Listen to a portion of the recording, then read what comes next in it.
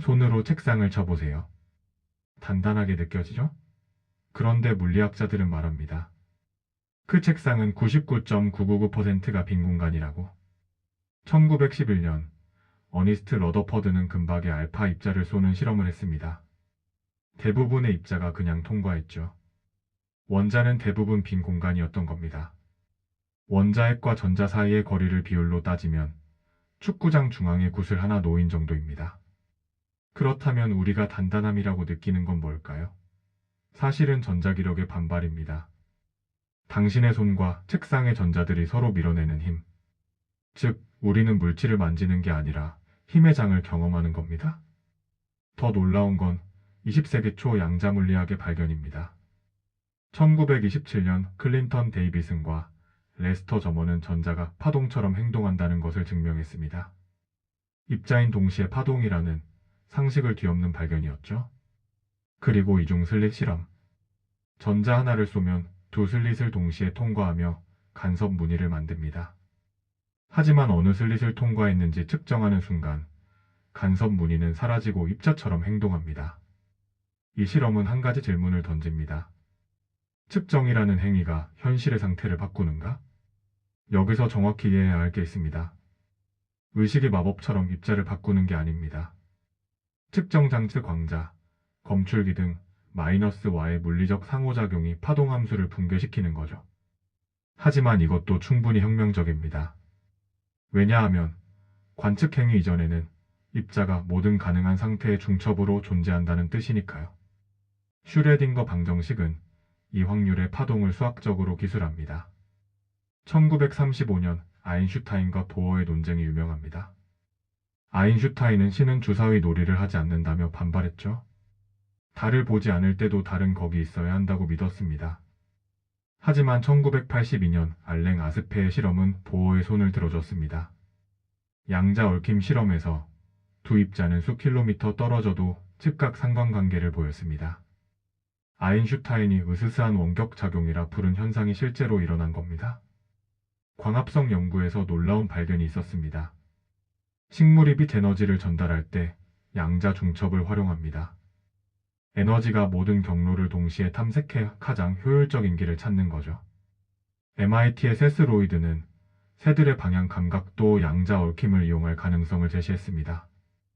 양자 현상은 실험실 밖, 생명체 안에서도 일어나고 있습니다. 신경과학자 크리스토프 코우와 철학자 데이비드 차머스는 의식의 어려운 문제를 제기합니다. 뇌의 신경세포 활동을 다 알아도 왜 주관적 경험이 생기는지는 설명이 안 된다는 겁니다. 로저 펠로즈와 스튜어트 해머로프는 대담한 가설을 냈습니다. 의식이 뇌 속 미세속 안에서 일어나는 양자 과정일 수 있다고. 아직 논쟁 중이지만 의식과 양자, 현상의 연결 가능성을 과학자들이 진지하게 탐구하고 있다는 사실이 중요합니다. 놀랍게도 현대 물리학이 발견하기 수천 년 전 철학자들은 이미 비슷한 질문을 던지고 있었습니다. 플라톤의 가장 유명한 건 동굴의 비유입니다. 죄수들은 평생 동굴 벽만 봅니다. 벽에 비친 그림자를 실제 세계라고 믿죠. 하지만 동굴 밖에는 진짜 실제, 즉 이데아의 세계가 있습니다. 플라톤에게 감각으로 느끼는 세계는 불완전한 복사본입니다. 수학적이고 완벽한 형상의 세계가 진짜고 우리가 사는 물질 세계는 그 그림자일 뿐이죠. 양자역학의 파동함수와 비교해보세요. 우리가 관측하는 입자는 붕괴된 상태, 즉 더 근본적인 파동의 그림자일 수 있습니다. 플라톤의 이데아처럼 파동함수는 감각으로 직접 경험할 수 없지만 더 근본적인 실제입니다. 칸트는 더 정교하게 파고듭니다. 그는 물 자체와 현상을 구분했습니다. 우리는 사물을 있는 그대로 알 수 없습니다. 우리의 인식 구조, 시간, 공간, 인과율 등의 범주를 통해서만 세계를 경험하죠. 마치 색안경을 쓴 것처럼 안경을 벗어던질 수가 없습니다. 칸트가 말한 시공간은 인식의 형식이라는 개념은 양자역학과 상대성 이론으로 증명되었습니다. 시간과 공간은 절대적이지 않고 관찰자에 따라 달라집니다. 우리는 가공되지 않은 현실에 접근할 수 없습니다. 아일랜드 철학자 버클리는 극단적 주장을 합니다. 존재한다는 것은 지각되는 것이다. 나무가 숲에서 쓰러지는데 아무도 듣지 않으면 소리가 있었을까? 퍼클리는 아니오라고 답합니다. 지각되지 않는 존재는 무의미하다는 거죠. 현대 물리학은 조금 다르게 답하지만 핵심은 비슷합니다. 측정되지 않은 입자는 확정된 위치가 없습니다. 관측 행위가 없으면 현실은 미결정 상태로 남아 있습니다. 인도 불교 철학자 용수는 공사상을 펼쳤습니다. 모든 존재는 고정된 본질이 없고 다른 것과의 관계 속에서만 존재한다는 겁니다. 모든 것은 원인과 조건의 그물망 속에서 일시적으로 나타날 뿐 독립적으로 존재하는 것은 없습니다. 용수가 2000년 전에 본 통찰입니다. 토가도 비상도. 말로 표현할 수 있는 도는 진짜 도가 아니다. 노자의 도덕경 첫 구절이 강렬합니다. 언어와 개념으로 세계를 나누는 순간 우리는 실제에서 멀어집니다. 노자에게 진리는 분별 이전, 언어 이전의 상태입니다. 쇼펜하우어는 동양 철학을 서양에 접목시킨 선구자입니다. 그는 칸트의 물 자체를 의지로 해석했습니다. 세계는 두 측면이 있습니다. 하나는 표상으로서의 세계이고 다른 하나는 의지로서의 세계이며 더 근본적인 맹목적 힘이다. 현대 물리학의 장 이론과 비슷합니다. 입자는 실제가 아니라 장의 들뜸입니다. 전자기장, 힉스장 등 보이지 않는 장이 진짜 실제고 입자는 그것의 현현일 뿐입니다. 철학과 물리학의 대화도 흥미롭지만 더 직접적인 증거가 있습니다. 바로 뇌과학입니다. 예를 들어 맹점. 시신경이 지나가는 부분엔 수용체가 없습니다. 하지만 우리는 구멍을 보지 않습니다. 뇌가 주변 정보로 채워넣기 때문이죠. 더 놀라운 건 뇌가 예측을 먼저 합니다. 칼 프리스턴의 예측 코딩 이론에 따르면 뇌는 끊임없이 세계 모델을 만들고 실제 감각 정보와 비교하며 오차를 수정합니다. 즉, 우리는 실제를 보는 게 아니라 뇌의 최선의 추측을 보는 겁니다. 사라 라자르 박사팀은 8주 마음챙김 명상 프로그램 참가자들의 뇌를 MRI로 스캔했습니다. 결과는 놀라웠습니다. 편도체 공포 중추 회백질 밀도 감소, 해마학습 기억 회백질 밀도 증가, 측두두정 접합부 공감 활성화 증가, 후대상 피질짝이 참조 활동 감소한다. 명상은 뇌의 물리적 구조를 바꿉니다. 그리고 구조가 바뀌면 세계를 경험하는 방식도 바뀝니다. 토르 웨이거의 fMRI 연구는 충격적입니다. 가짜 진통제를 먹고 효과가 있다고 믿으면 전방 대상 피질 활성화 통증 조절, 내인성 아편유사제 엔도르핀 분비 증가, 실제 통증 신호가 감소한다. 믿음만으로 신경화학적 변화가 일어납니다. 마음이 물질을 바꾸는 겁니다. 2014년 하버드 의대 테드 캅책 연구는 더 나아갑니다. 이게 가짜약이라는 걸 알려줘도 증상이 개선됩니다. 플라시보는 속임수가 아니라 뇌의 자가 치유 메커니즘입니다. 런던 택시기사 연구가 유명합니다.